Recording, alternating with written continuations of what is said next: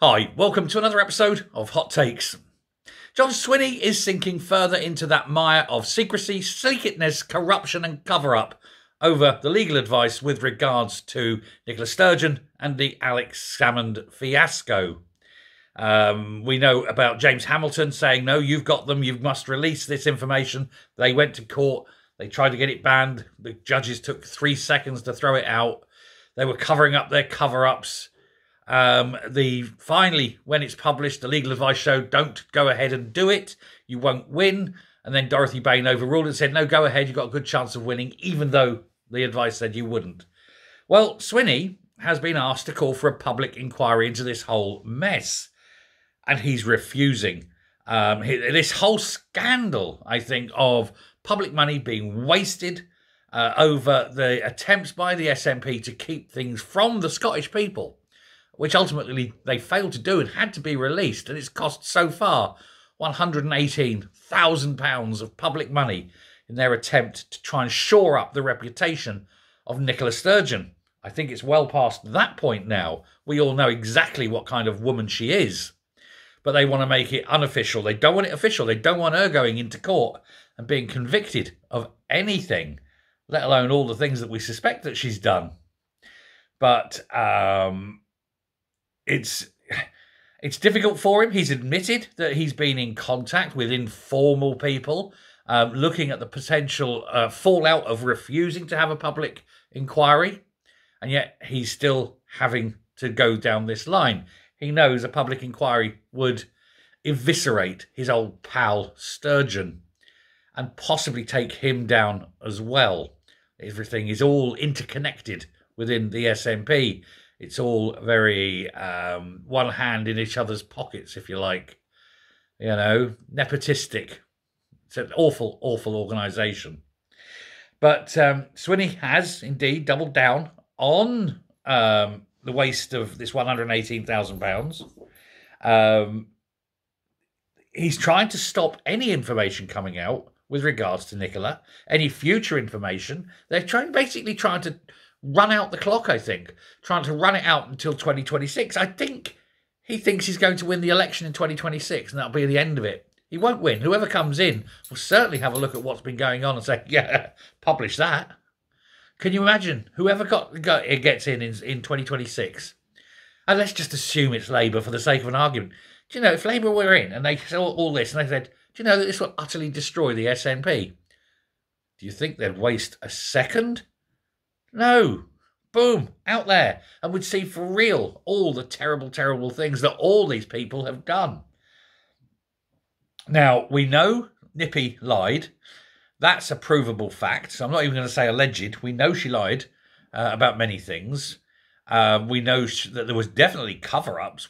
Why else go to court? And so she needs to be accountable. And the truth in total needs to come out. It's not just the legal advice, but the whole mess. Now, a lot of it will come out through discovery when they're doing the actual case for Alex Salmond's case against the SNP with regards to everything that was done to him. And so hopefully that will be enough to utterly destroy Nicola Sturgeon's legacy, such as it is. But there'll be many more people surrounding her in her little orbit that may also fall. Some willingly, some not so willingly. It's been alluded to, as I said in a previous video, by Fergus Ewing, that many people are looking forward to seeing this happen because they just don't like Nicola. There's quite a few, and strangely, it's an increasing number within the party are seeing her now as being toxic. And if anything were to happen and take it away, she would die for our sins kind of thing. Let her go. Let all her little chums go. Clean out the Asian stables. Deflect the river in there and clean out all the shit and get rid of Nicola's chums. And then start the party afresh. That seems to be the consensus that seems to be building now. And it's not a bad one. And if you can possibly sweep them all away, some of them into jail, and then stand back and say, look, we've got rid of all this dross. We got rid of all the things that were damaging.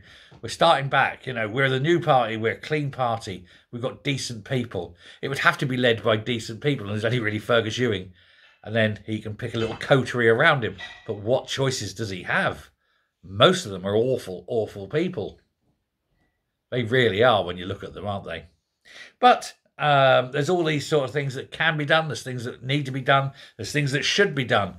But the problem is no one, I think, is prepared to do it yet. But the time is coming. And I think a public inquiry would be the point at which it'd be the tipping point, if you will, be that inflection point in which everything starts to snowball up, and that would happen. Now, calls have been made for a public inquiry into that whole scandal, as I said. Swinney was quick off the mark to rule it out almost immediately. Oh, no. Out of fear, I think. His initial reaction on being asked about the public inquiry was immediately no. Not even a considered response, just no. As in panic. No, must not do this. It's obvious, therefore, with that fast, quick reaction like that he's probably, and not just him, but probably got something to hide. But I think a lot of them have got something to hide. Some of them more than others, and certainly most of them have got something to hide. Russell Findlay, the leader of the Tories, he's been chipping in, of course. They do, and accused him and the SNP of wasting taxpayers' money time and time again, trying to fight battles they know they're going to lose. Incidentally, just as an aside, but related, we still haven't seen the legal advice that Humza Yousaf was given with regards to the gender bill. And yet he assured people he would only fight it if the legal advice was that he had a chance of winning. He then went on to fight it. Well, surely if the legal advice said you've got a chance of winning, he wouldn't have a problem in publishing it. And yet they won't. Now, we know why, don't we? Because the legal advice will say, don't do this. You've got no chance of winning. And so if that was the legal advice and he went ahead against the legal advice, would he be liable for the cost? I think it must be if it's his decision. Not him as Prime Minister now. Him as a man. Him personally. And they must go and make him sell his houses so that he can recoup the money for the Scottish people. Seems a decent and honest thing to do, doesn't it? If you're given advice and you ignore it, there must be a consequence for this.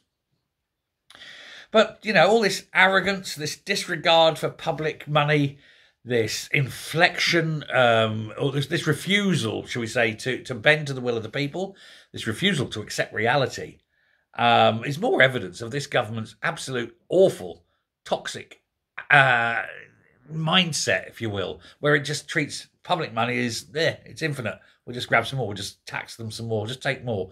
And if we waste it, tough shit, it's not our money. And that's how they are with it.